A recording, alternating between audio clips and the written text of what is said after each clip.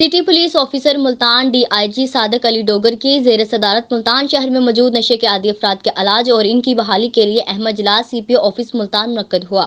اجلاس میں S S P investigation Multan Rana Muhammad Ashraf, S S P operations Multan Arsalan Zahid Jalil Imran, S P chief traffic officer Multan Hasan Raza Kaki, S P city Multan Muhammad Nabeel Khan, public relation officer social welfare focal person Multan نے شرکت کی۔ اجلاس میں city police officer Multan کی طرف سے گزشتہ ماہ سے جاری منشیات سے متاثرہ افراد کے علاج، معالجہ اور ان کی بحالی کے لیے کی جانے والی کوششوں پروگریس کا جائزہ لیا جائے گا۔ اجلاس میں یہ طے پایا گیا کہ drug rehabilitation centre social welfare میں موجود محکمہ پولیس کی طرف سے ریسکیو کیے گئے ڈرگ سے متاثرہ اشخاص جو مختلف چوک چوراہے، پارک، سڑکوں، دیگر مقامات پر پائے جاتے تھے، ان کا کامیاب علاج مکمل ہونے پر، باقاعدہ ڈرائیونگ کی ٹریننگ مکمل ہو جانے پر ان کو ان کی فیملیز کے ساتھ گھروں کو روانہ کر دیا جائے گا